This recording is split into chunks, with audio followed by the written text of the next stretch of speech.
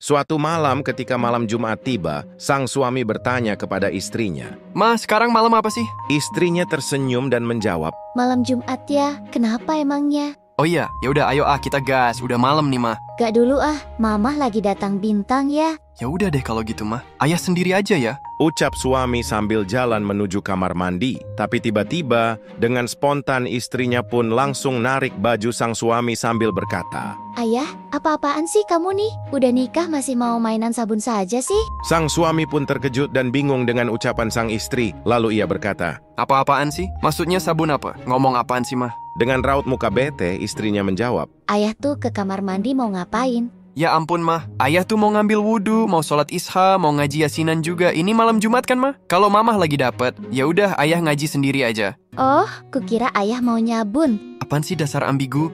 Suatu hari seorang pemuda terlambat pergi ke kantor. Dia sangat tergesa-gesa dengan motornya. Sialnya, di tengah perjalanan terjadi razia dadakan. Motornya pun dihentikan oleh polisi. Polisi itu berkata, Boleh saya lihat surat-suratnya? sialnya, ternyata pemuda itu nggak bawa SIM. Kamu saya tilang. Waduh, jangan, Pak. Damai saja ya, Pak. Kata pemuda itu sambil memberi uang 100.000. Ya udah, kamu pulang dulu buat ambil SIM-nya. Tegas polisi itu. Pemuda itu akhirnya pulang untuk mengambil SIM dan kembali berangkat ke kantor untuk bekerja. Lalu di tempat razia yang sama, pemuda itu pun diberhentikan lagi. Ada apa lagi sih, Pak? Kata pemuda itu dengan heran. Kamu tidak pakai helm loh. Ucap polisi yang sama. Karena kesal, pemuda itu pun ngomel sendiri. Aduh, gara-gara pulang ngambil SIM, malah kelupaan helm. Akhirnya pemuda itu pulang untuk mengambil helmnya setelah terkuras 100.000 lagi. Di saat mau jalan kembali ke kantor, pemuda itu pun diberhentikan lagi di tempat razia yang sama oleh polisi yang sama juga. Dengan kesalnya pemuda itu berkata, Saya melanggar apa lagi, Pak? Nih surat-surat lengkap, helm juga pakai. Saya salah apa lagi sih, Pak? Iya sih, surat lengkap dan helm juga pakai. Nah, sekarang motornya mana? ada anak lelaki kecil bertanya kepada ibunya. Ibu, dari mana asal-usul umat manusia? Ibunya menjawab, Sayang, pertama-tama Tuhan menciptakan manusia yang bernama Adam dan Hawa. Lalu mereka menikah dan melahirkan seorang anak dan begitulah seterusnya. anak itu merenungkan jawaban sang ibu. Lalu esok harinya ia menemui ayahnya dan bertanya. Ayah, beritahu aku bagaimana asal mula umat manusia. Ayahnya menjawab, Nah, dulu ada spesies monyet yang berevolusi setelah bertahun-tahun lamanya. Mereka berkembang menjadi manusia seperti kita. Sekarang anak itu malah bingung karena jawaban ibu dan ayahnya berbeda. Kemudian ia kembali menemui ibunya dan bertanya. Bu, kenapa jawaban ibu dan ayah berbeda? Ibu bilang manusia diciptakan Tuhan. Sedangkan ayah bilang manusia berasal dari evolusi monyet. Kenapa jawaban kalian bisa berbeda? Ibunya tersenyum dan berkata, Sayang, itu mudah. Ibu menjelaskan dari sudut pandang keluarga ibu, sementara ayahmu itu menjelaskan dari sudut pandang keluarganya.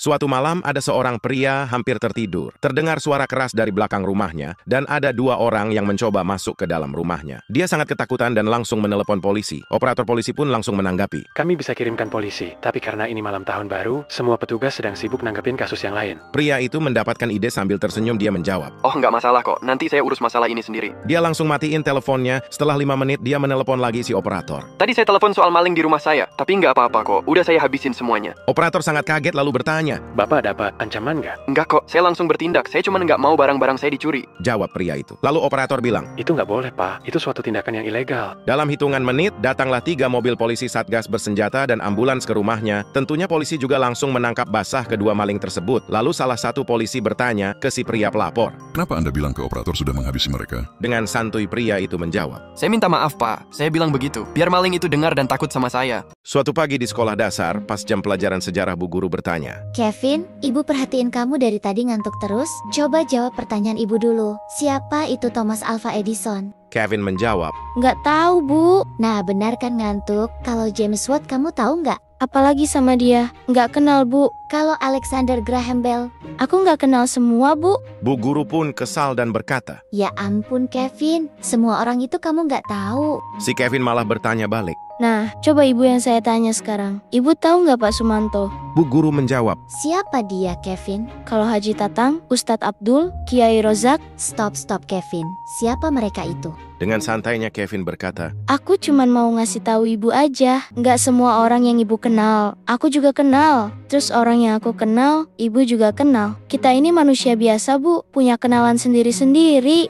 Seorang guru kelas 1 merasa kesulitan dengan muridnya yang bernama Kevin. Yang merasa dirinya terlalu pintar untuk kelas 1, guru itu membawa Kevin ke ruang kepala sekolah untuk dites. Kepala sekolah berkata, Kalau kamu salah satu pertanyaan saja, kamu tetap di kelas 1 dan tidak boleh protes lagi. Kevin pun setuju dan kepala sekolah mulai bertanya. Berapa 3 ditambah 6? 9 pak, Berapa 6 dikali 6? 36 pak. Pertanyaannya terus berlanjut hampir 1 jam. Kepala sekolah menanyakan semua soal yang biasanya diajarkan di kelas 3 dan Kevin bisa menjawab semuanya dengan benar. Kepala sekolah berkata, Saya rasa Kevin bisa langsung naik ke kelas 3. Dia menjawab semua pertanyaan saya dengan benar. namun guru itu meminta izin untuk memberikan beberapa pertanyaan sendiri. Kepala sekolah dan Kevin setuju. Guru itu mulai bertanya. Bentuknya panjang dan sering dihisap. Apa itu? Rokok bu, Ketika masuk keras dan kering, tapi begitu keluar jadi lembek dan basah. Apa itu? Kepala sekolah langsung terkejut. Tapi sebelum dia sempat menghentikan Kevin, Kevin menjawab. permen karet bu. Kepala sekolah menarik nafas lega dan berkata, Masukkan Kevin langsung ke kelas 3. Malah saya yang salah dan ambigu sama 2 pertanyaan barusan. Jojo adalah anak yang pelupa. Hampir setiap hal dia selalu lupa. Bahkan hal-hal kecil itu yang membuat bapaknya selalu mengawasi Jojo setiap hari. Hari itu Jojo bersiap-siap untuk pergi ke sekolah, lalu ia berkata. Pak, Jojo berangkat sekolah dulu ya. Bapaknya menjawab. Sini Jo, Bapak periksa dulu tasnya. Ini pak, Nah loh, kamu lupa lagi bawa ballpoint, tip X sama pensil. Ayo dong Jojo, jangan jadi anak yang pelupa. iya maaf pak. Jojo janji nggak bakal lupa lagi kok. Keesokan harinya, bapaknya lagi-lagi marahin Jojo karena lupa nggak bawa buku dan nggak pakai kaos kaki. Kejadian itu terus berulang berkali-kali. Sampai suatu hari, saat Jojo ingat semuanya, dengan percaya dirinya Jojo berkata, Pak, Jojo berangkat sekolah dulu ya. Kali ini Jojo sudah ingat semuanya, seperti buku, ballpoint, pensil, tip X, penggaris, dan lain-lain. Jojo udah bukan anak yang pelupa lagi kok. Ya udah Jojo berangkat ya pak. Ya ampun Jojo, ini kan hari Minggu. Suatu hari ada 3 wanita dari 3 negara berbeda, Jepang, Korea, dan Konoha, berkumpul untuk membicarakan standar kecantikan di negara masing-masing. Wanita dari Jepang mengatakan, Standar kecantikan di Jepang itu sangatlah simpel guys. Gigi gingsul adalah kunci dari kecantikan wanita Jepang. lalu wanita dari Korea merespon. Memiliki wajah seperti huruf V adalah kunci untuk memenuhi standar kecantikan di Korea. Makanya banyak wanita yang melakukan operasi plastik di sana, guys. Wanita dari Konoha hanya tertawa sambil berkata, Hahaha, itu belum ada apa-apanya guys. Minimal di Indonesia itu harus kurus, tobret, langsing, putih, bening, glowing, rambut panjang, gemoy, ramah, imut, lucu, manis manja, pintar jaga anak, pintar masak, jago nawar, kuat angkat galon, bisa pasang gas, bisa pasang gohlam, bisa betulin genteng bocor, berani lawan debt collector, dan harus bisa sein kiri belok ke kanan. ada 29 orang gila, mereka mau diuji kesehatan mentalnya di Amerika, mereka diangkut memakai pesawat Hercules yang besar. Saat di udara orang-orang gila itu sangat berisik karena bermain bola di dalam pesawat. Sang kapten marah dan menyuruh co-pilot untuk menenangkan mereka. Weh, berisik banget sih. Jangan main bola di dalam pesawat dong. Bentak co-pilot kepada orang-orang gila tersebut. Akhirnya situasi menjadi tenang, tapi lama-lama si kapten curiga karena situasinya terlalu tenang. Lalu dia menyuruh lagi co-pilotnya untuk cek ke belakang. Ketika co-pilot datang, dia kaget setengah matoy. Orang gilanya tinggal sisa 7 orang. Co-pilot itu pun berkata, Hei, kalian kok tinggal bertujuh? Yang lain kemana? salah satu orang gila itu menjawab, Habisnya nggak boleh main bola di dalam pesawat sih. Mereka jadi main bola di luar tuh. co-pilot pun sangat kaget lalu bertanya lagi, Hah, terus kalian kenapa masih ada di dalam? Oh, kan kita pemain cadangan. Ada seorang ayah yang ketahuan lagi mabar dengan pembantunya yang semok saat istrinya tidak ada di rumah. Tanpa disadari, Jojo yang baru pulang sekolah masuk rumah tanpa bersuara. Saat melewati kamar pembantu, Jojo kaget melihat ayahnya berada di kamar pembantunya. Menyadari dirinya kepergok, sang ayah pun menyogok Jojo dengan uang tutup mulut sebesar 100.000.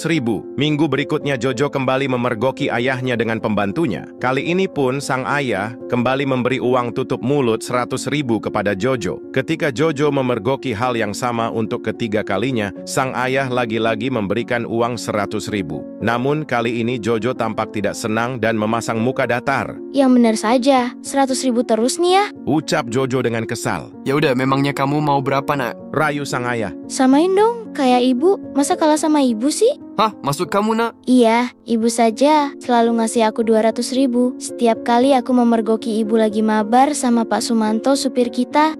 Si Kevin yang sangat pemalu berat suka sama salah seorang cewek di sekolahnya. Dia ingin sekali menyatakan cinta kepada wanita pujaan hatinya itu. Tetapi dia sangat bingung cara mengungkapkannya gimana. Hingga pada suatu waktu, dia meminta tolong kepada temannya yang bernama Fadel, yang orangnya sangat lugu dan polos, untuk memberikan coklat dan surat cinta kepada wanita incarannya tersebut. Fadel, apa kamu lihat cewek cantik yang berada dekat dengan Pak Agus sana? Bantu aku dong please. Tolong berikan coklat dan surat cinta ini ke dia. Ucap Kevin memohon. Lalu kemudian dengan polosnya si Fadel nurut dan langsung pergi begitu saja untuk memberikan coklat dan surat cinta itu. Di keesokan harinya si Kevin pun akhirnya mendapatkan surat balasan dengan tulisan, "Aku juga sayang kamu kok." Namun bukannya bahagia yang Kevin rasakan, akan tetapi dia justru marah kepada temannya si Fadel yang polos itu. Ternyata waktu itu si Fadel memberikan surat tersebut kepada Pak Agus.